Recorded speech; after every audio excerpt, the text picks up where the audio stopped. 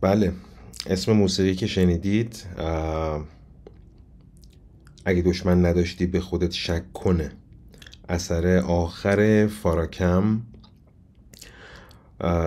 که امیدوارم خوشتون اومده باشه.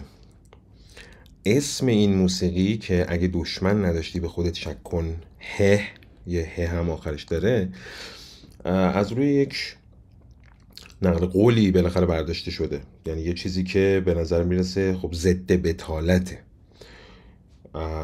یعنی یه کاری نکردی، اگه شما دشمن نداری یعنی کاری انجام ندادی، جایی نرفتی، عملی میدونی از دشمن نداشتن میخواد به اون برسه.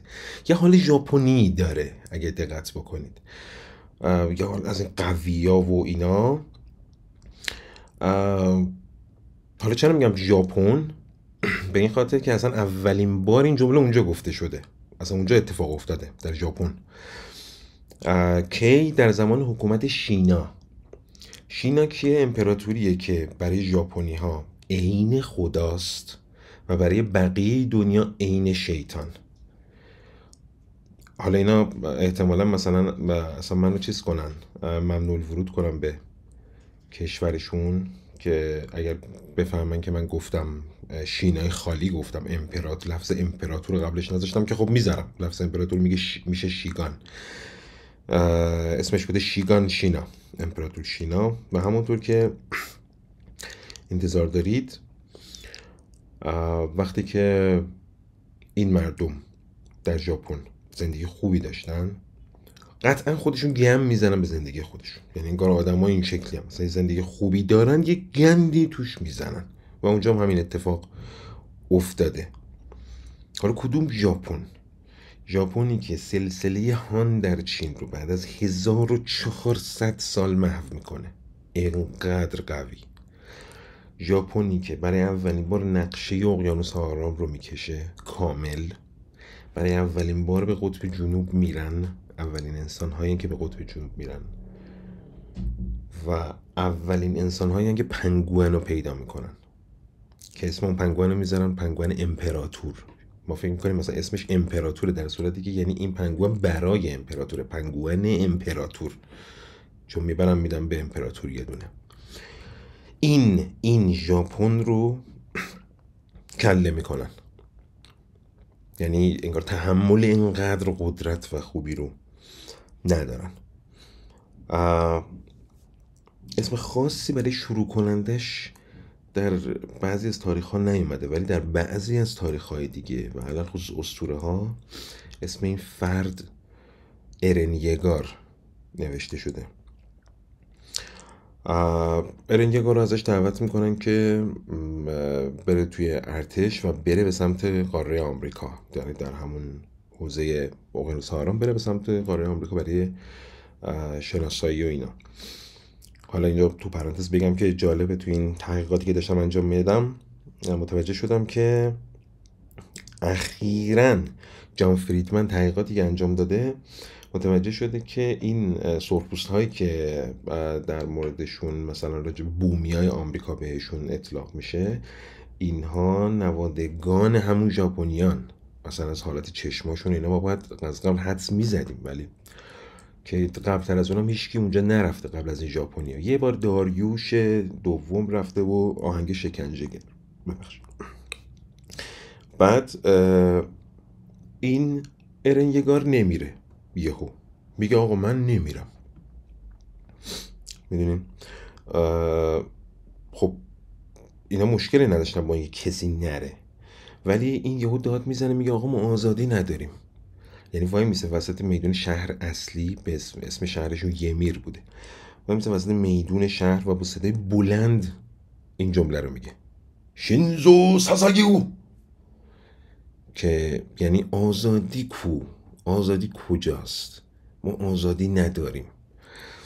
و دور برش هزار تا از اون 1000 تا آدمی که وایساده بودن یکی برمیگرده نگاش میکنه و بهش میگه تا تا تا تا، این شکلی، که یعنی اسکول اگه آزادی نداشتی اصلا میتونستی الان اینو فریاد بزنی، نخوای بری هم خب میتونی نری دیگه، نرو بشین خونت، خودت داوطلب شدی، بعد اومدی میگی نمیخوام برم. همه اینو توی همون تا تا تا این تو اون هست، خیلی معانی گسترده‌ای داره. و بعد تو همین حین شلوغی یک افسر ارتش نزدیک میشه به ارنیگار، یه خانومیه به اسم میکاسا آکرمن و عذرخواهی میکنه ازش، میگه ببخشید بابت اینکه این اتفاق افتاده و منو بکشید بابت این قضیه. و ارنیگار واقعا اونجا سرش رو قطع میکنه، سر میکاسا آکرمن رو قطع میکنه و سریع افسر موافق اون میاد به نام برتولد و اونم عذرخواهی میکنه. اینجا ارن یک خطابه بسیار زیبایی داره، خطابه فلسفی فرهنگی بسیار زیبایی داره که میگه الان از رو براتون بخونم. میگه الان فن آخرم به اسم ماه نقره‌ای در مه رو بهتون میزنم. این فن خیلی قویه و از ترکیب حرکات ماه و نقره و مه به دست اومده. هیچکس نمیتونه جلوش زنده بمونه. البته یه نقص ریزی داره که هیچکس نمیتونه بفهمه. اون نقص ریز هم اینه که اگه توف بندازید روم همش خراب میشه و فریاد میزنه برای آزادی. این آخه اینجوری هن. اگه دقت کرده باشید مثلا یه فن که دارن چند قسمت طول میکشه، فن رو تعریف میکنن که از کجا اومده، چه شکلیه و چند تا کشته میده و اینا، و بعدم نقطه ضعفش رو هم میگن خودشون، و بعد که شکست میخورن میگن ها چطور ممکنه، چطور شد که من باختم. خلاصه یعنی اینجوری هم. حالا الان کنار ارنیگار هیچ کس نمیخواست اصلا درگیر بشه، هی میبادن عذرخواهی میکردن و این میزده. ارنیگار که اون نگاه میکنه میبینه 800,000 سرباز، عددش کمی نیستش، شوخی نیستش، 800,000 سرباز کنارش، جنازه هاشون رو زمینه، یعنی خودش زده اینا رو و دارن هنوز ازش عذرخواهی میکنن و یهو وای میسه و میگه ارنیگار میگه مشی، یعنی اگه دشمن نداشته باشی یعنی کاری نکردی، چون تو اون صحنه میبینه دشمنی نداره. اینا همه دارن ازش عذرخواهی میکنن. بعد اونجا واسه این که دشمن نداره میگه از این به بعد خودم دشمن خودم، که زن اصلا از اینجا شروع میشه، زن بودیسم از اینجا شروع میشه. میگم من از الان به بعد خودم دشمن خودمم و شروع میکنه با خودش جنگیدن تو همون میدون که یه دشمنی داشته باشه و یه کاری کرده باشه بالاخره، و شروع میکنه با خودش جنگیدن، ساعتها و روزها و سالها میجنگه و در نهایت توف میندازه رو خودش، چون خودش گفته بود که نقطه ضعفش اینجاست. و لحظه‌ای هم که داره میمیره میگه ها امکان نداره، چطور منو شکست دادی، و میمیره. و اینقدر مردم ژاپن تحت تاثیر قرار میگیرن از این صحنه، از این شرافت و شجاعت، که خودشون دوران حکومت شیگانشینا رو تموم میکنن خودشون، چون میگن خب ما اگر مشکلی نداشتیم نباید یه نفر به جایی میرسید که خودش از بین ببره، پس یه مشکلی هست، پس اصلا اون دوران رو میریزن، امپراتوری میکشن پایین و همه رو داغون میکنن. خلاصه دقت کردید چه به قضیه آدما واسه این که فرق بذارن، میدونید، یعنی بین خودشون و بقیه فرق بذارن، یه تفاوتی بتونن بذارن، میان مثلا یه چیزایی درست میکنن. مثلا میاد میگه که چون من دارم کار میکنم پس بنابراین من باید بهتر باشم دیگه.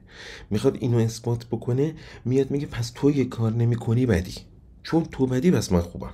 نمیخواد مستقیم بگه من خوبم که دارم یه کاری انجام میدم، تویی که به بتالت میگذرونی بدی. یعنی چون میخواد خودش حس خوبی داشته باشه مجبوری بیاد به تویی که بتالت داری بگه بد. خب این چیه؟ الان با حس بد دادن به بقیه چرا میخوای به خودت حس خوب بدی؟ برو خودت حس خوب پیدا کن. اینقدر کار کن، برو کار نکن، هر چی آخه اینقدر اعتماد به نفس نداشتن، اینقدر عزت نفس پایین که شما واسه اینکه خودت قصه خوبی بدی و به بقیه قصه بدی بدی، خب کار نکن. والا به بی‌تالتی چی کار داری؟ خیلی متشکرم. به موسیقی از جان تراولتا گوش جان میزد.